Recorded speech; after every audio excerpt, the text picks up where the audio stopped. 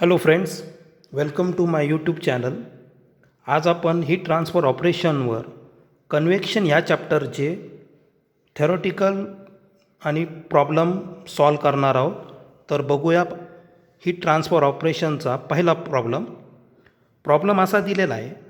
A hot fluid enters a double pipe heat exchanger at a temperature of 423 degree Calvin in bracket 150 degree centigrade, and it is to be cooled to 6369 degree Kelvin in bracket 94 degree centigrade by a cold fluid entering at 311 degree Kelvin in bracket 38 degree centigrade and heated to 399 degree Kelvin in bracket 66 degree centigrade. Shall they be directed in parallel or counter current flow?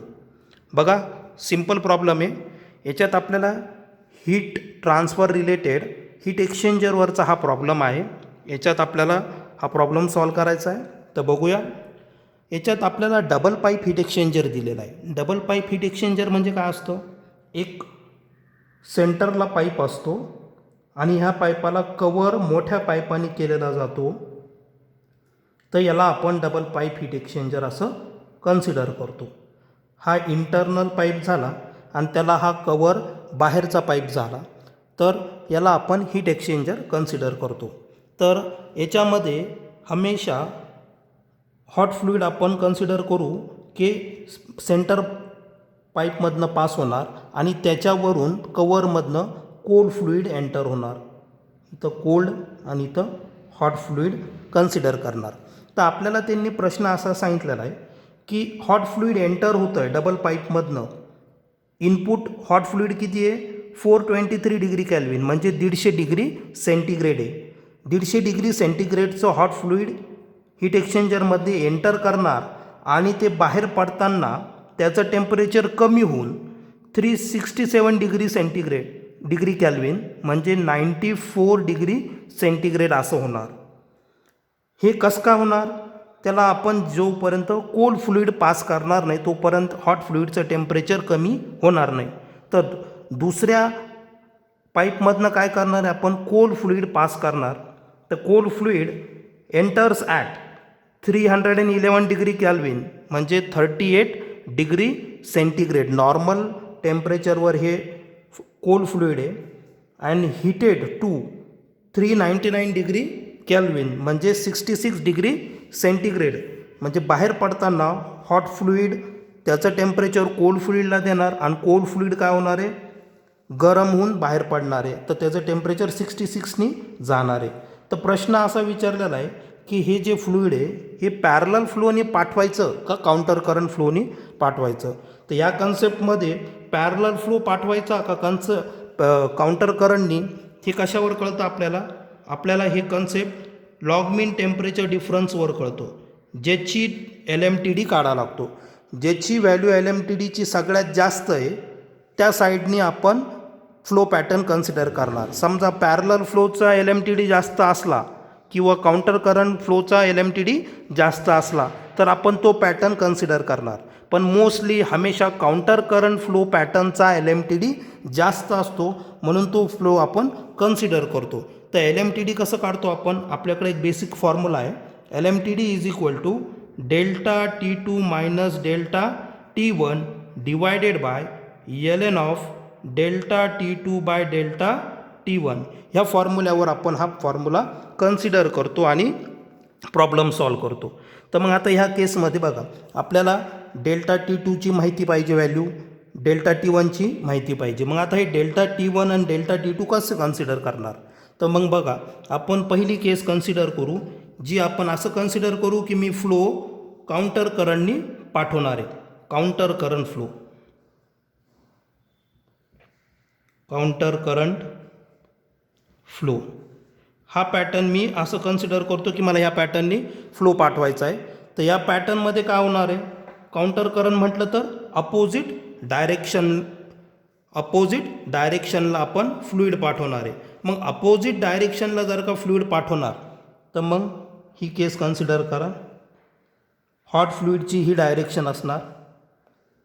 तर hot फ्लुईडला आपल्याला काय काय दिलेलं आहे, inlet किती दिलेलं आहे 423 degree kelvin. बाहेर पडताना त्याचं टेम्परेचर कमी होऊन किती येतं आहे 367 डिग्री केल्विन. त्याच्या अपोजिट डायरेक्शनला कोल्ड फ्लुईड मी पाठवणार आहे, कोल्ड.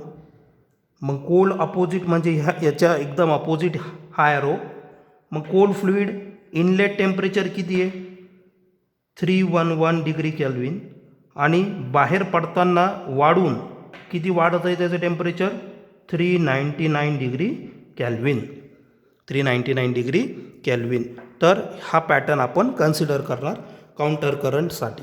मग आता बघा, मला डेल्टा T2 डेल्टा T1च्या किंमत काढायची आहे. मग हे कसं काढणार, तर याला आपण कन्सिडर करू.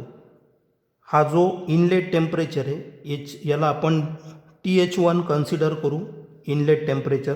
बाहेर पडताना TH2 कन्सिडर करू.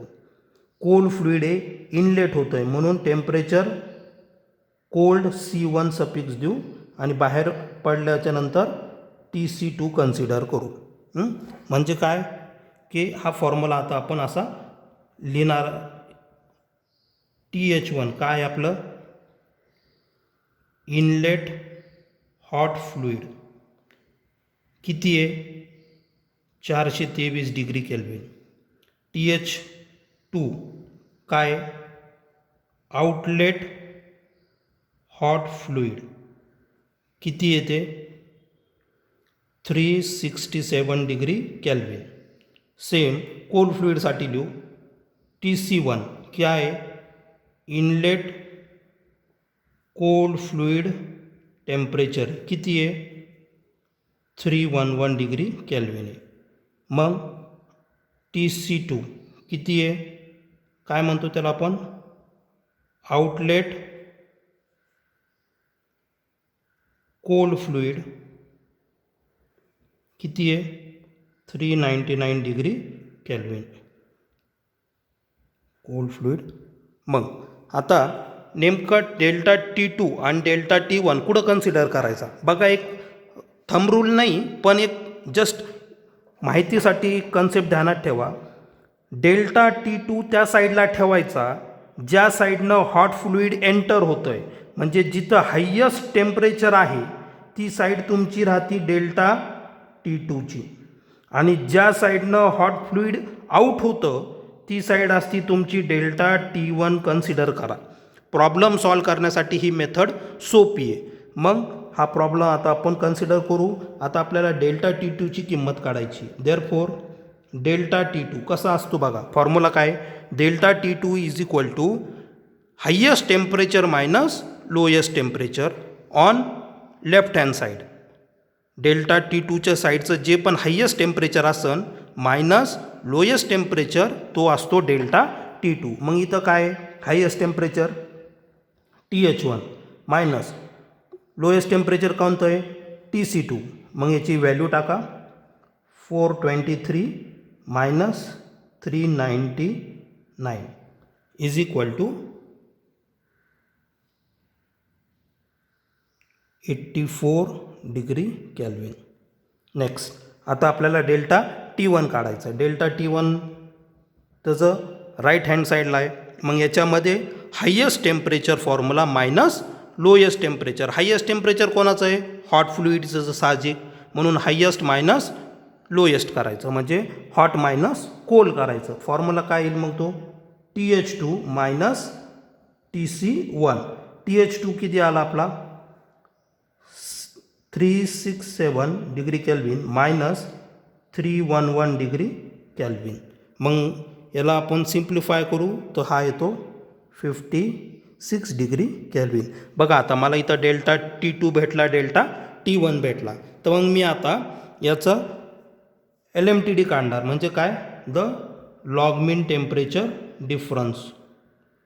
लॉग मीन टेम्परेचर डिफरन्स याला मी शॉर्ट फॉर्ममध्ये डेल्टा TLM याचा पुन्हा फॉर्म्युला लिहू. काय फॉर्म्युला आहे delta T2 minus delta T1 divided by ln of in bracket delta T2 upon delta T1 हा आपला फॉर्म्युला राहणार. मग आता याच्या व्हॅल्यू पुटअप करायच्या. तर याच्या व्हॅल्यू पुटअप करताना डेल्टा T2 किती आला 84 minus delta T1 56 divided by ln of in bracket 84 divided by 56. याला पूर्ण कॅल्क्युलेटरवर सॉल्व करायचं. ब्रॅकेट सेपरेट घेऊन सॉल्व करायचं. आधी वरची टर्म सॉल्व करून घ्यायची, मग ती लिहा. नंतर खालचं ln सॉल्व करून घ्या, मग ते लिहायचं. इथं मग त्याची जी दोन्ही सॉल्व केल्याच्या नंतर याची जी व्हॅल्यू येते ती 69 डिग्री कॅल्विन. म्हणजे LMTD फॉर काउंटर करंट फ्लोसाठी किती येतो आहे 69 डिग्री कॅल्विन. आता हे एक टर्म झाली एक साईड. आता मी पहिले कन्सिडर केलं की काउंटर करंट. आता मी कन्सिडर करतो की माझा फ्लो कोणता राहू शकतो पॅरलल फ्लो. तर मग सेकंड केस कन्सिडर करा. सेकंड केस मी पॅरलल फ्लो कन्सिडर करतो की मी असं म्हणतो आहे की माझा जो हीट एक्सचेंजर आहे तो काय तो माझा काय